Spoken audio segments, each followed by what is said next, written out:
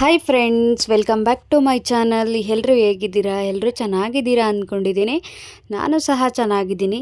ಇವತ್ತಿನ ರೆಸಿಪಿ ಬಂದುಬಿಟ್ಟು ಸಿಹಿ ಕುಂಬಳಕಾಯಿ ಹಲ್ವಾ. ಈ ಕುಂಬಳಕಾಯಿ ಹಲ್ವಾ ತುಂಬಾ ಟೇಸ್ಟಿಯಾಗಿರುತ್ತೆ, ಹಾಗೆ ಕ್ವಿಕ್ಕಾಗಿ ಮಾಡ್ಕೋಬೋದು. ಬನ್ನಿ ಯಾವ ಥರ ಮಾಡೋದು ಅಂತ ನೋಡೋಣ. ತಡ ಮಾಡದೆ ವಿಡಿಯೋ ಸ್ಟಾರ್ಟ್ ಮಾಡೋಣ. ನಾನಿಲ್ಲಿ ಸ್ಟವ್ ಆನ್ ಮಾಡಿ ಒಂದು ಕಡಾಯಿನ ಇಟ್ಕೊಂಡಿದ್ದೀನಿ. ಆ ಕಡಾಯಿಗೆ 1 ಟೇಬಲ್ ಸ್ಪೂನ್ ತುಪ್ಪನ ಹಾಕ್ಕೊಂಡೆ. ತುಪ್ಪ ಬಿಸಿ ಆದಮೇಲೆ ಅದಕ್ಕೆ 2 ಪೀಸ್ ಮಾಡಿರೋಂಥ ಗೋಡಂಬಿನ ಹಾಕ್ಕೊಂಡು ಫ್ರೈ ಮಾಡ್ಕೋತಾ ಇದ್ದೀನಿ ನಾನಿಲ್ಲಿ. ಇದು ಫ್ರೈ ಆದಮೇಲೆ ಇದಕ್ಕೇ ದ್ರಾಕ್ಷಿನೂ ಸಹ ಹಾಕ್ಕೊಂಡು ಫ್ರೈ ಮಾಡ್ಕೋತಾ ಇದ್ದೀನಿ. ನೋಡಿ, ದ್ರಾಕ್ಷಿ ಹಾಕ್ಕೊಂಡ್ಮೇಲೆ ಸ್ವಲ್ಪ ಫ್ರೈ ಮಾಡ್ಕೋತೀನಿ, ಜಾಸ್ತಿ ಫ್ರೈ ಮಾಡ್ಕೊಬೇಡಿ. ಈಗ ಇದೆಲ್ಲ ಫ್ರೈ ಆಗಿದೆ. ಫ್ರೈ ಆಗಿರೋದನ್ನು ನಾನಿಲ್ಲಿ ಒಂದು ತಟ್ಟೆಗೆ ಎತ್ತಿಟ್ಕೋತಾ ಇದ್ದೀನಿ. ನೋಡಿ, ಇಲ್ಲಿ ನಾನೊಂದು ತಟ್ಟೆಗೆ ಎತ್ತಿಟ್ಕೋತಾ ಇದ್ದೀನಿ. ಇದೆಲ್ಲ ಎತ್ತಿಟ್ಕೊಂಡ್ಮೇಲೆ ಅದಕ್ಕೇ ನಾನಿಲ್ಲಿ 2 ಕಪ್ ಕುಂಬಳಕಾಯಿ ತುರಿನ ತಗೊಂಡಿದ್ದೀನಿ. 2 ಕಪ್ ಇದೆ ಕರೆಕ್ಟಾಗಿ ಇದರಲ್ಲಿ. ಈ ಥರ ತುರ್ಕೊಂಡು ಹಾಕ್ಕೊಳ್ಳೋದ್ರಿಂದ ಹಲ್ವಾ ತುಂಬಾ ಸಾಫ್ಟಾಗಿ ಚೆನ್ನಾಗಿ ಬರುತ್ತೆ, ಹಾಗೆ ಬೇಗನೆ ಆಗುತ್ತೆ. ಈ ಥರ ತುರ್ಕೊಂಡು ಹಾಕ್ಕೊಳ್ಳೋದ್ರಿಂದ ನೋಡಿ, ನಾನಿಲ್ಲಿ ಕುಂಬಳಕಾಯಿ ತುರಿನೆಲ್ಲ ಹಾಕ್ಕೊಂಡು ನಾನಿಲ್ಲಿ ಫ್ರೈ ಮಾಡ್ಕೋತಾ ಇದ್ದೀನಿ. ಇದು ಸ್ವಲ್ಪ ಹಸಿ ಸ್ಮೆಲ್ ಹೋಗಲಿ ಕುಂಬಳಕಾಯಿದು. ಒಂದು 5 ನಿಮಿಷ ನಾನಿಲ್ಲಿ ಫ್ರೈ ಮಾಡಿಕೊಂಡೆ.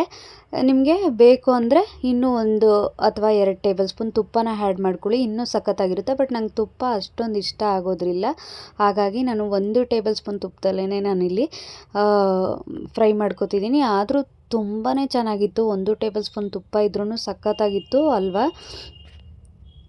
ನೋಡಿ, ಇಲ್ಲಿ ನಾನು ಒಂದು 5 ನಿಮಿಷ ಆದಮೇಲೆ ಇದಕ್ಕೆ ನಾನಿಲ್ಲಿ ಅರ್ಧ ಕಪ್ ಹಾಲನ್ನು ತಗೊಂಡಿದ್ದೀನಿ. 2 ಕಪ್ ಕುಂಬಳಕಾಯಿ ತುರಿಗೆ ಅರ್ಧ ಕಪ್ ಹಾಲು ಸಾಕಾಗುತ್ತೆ. ಇದು ಸ್ವಲ್ಪ ನಾನು ಕಾಯಿಸಿ ಆರಿಸಿ ಹಾಕೋತಾ ಇದ್ದೀನಿ. ನೀವು ಬೇಕಿದ್ರೆ ಹಸಿ ಹಾಲನ್ನು ಡೈರೆಕ್ಟಾಗಿ ಹಾಕ್ಕೋಬೋದು, ಏನೂ ಆಗೋದಿಲ್ಲ.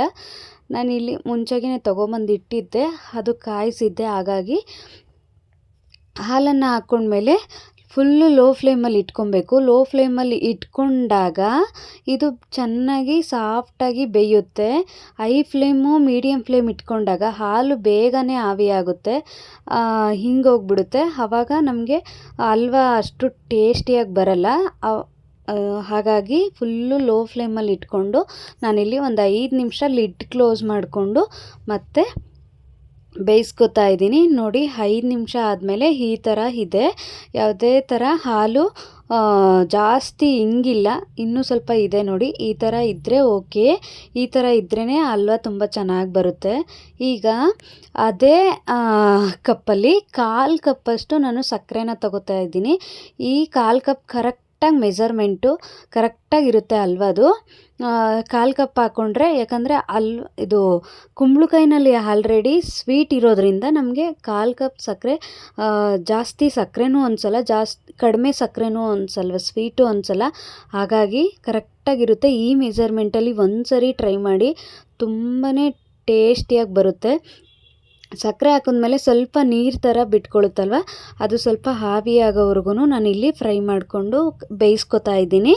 ನೋಡಿ, ಈ ಥರ ಬೇಯಿಸ್ಕೊಂಡ್ರೆ ಸಾಕಾಗುತ್ತೆ. ಜಾಸ್ತಿ ಬೇಯಿಸ್ಕೊಂಡ್ಬಿಟ್ರೆ ತುಪ್ಪ ಎಲ್ಲ ಮೇಲ್ಗಡೆ ಬಂದುಬಿಡುತ್ತೆ, ಸ್ವಲ್ಪ ಗಟ್ಟಿಯಾಗಿಬಿಡುತ್ತೆ ಅಲ್ವಾ, ಆವಾಗ ತಿನ್ನಲಿಕ್ಕೆ ಅಷ್ಟೊಂದು ಟೇಸ್ಟಿಯಾಗಿರಲ್ಲ. ಹಾಗಾಗಿ ಸ್ವಲ್ಪ ನೀರು ಥರ ಹಾಲು ಇದ್ರೇ ಚೆನ್ನಾಗಿರುತ್ತೆ.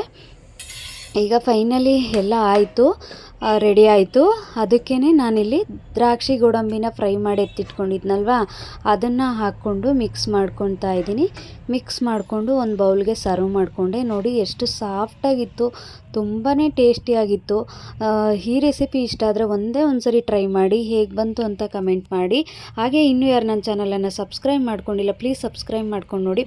ಹಾಗೆ ಈ ರೆಸಿಪಿ ಇಷ್ಟ ಆಗಿದ್ದರೆ ಪ್ಲೀಸ್ ಲೈಕ್ ಮಾಡೋದನ್ನು ಮರಿಬೇಡಿ. See you next video. Bye, take care.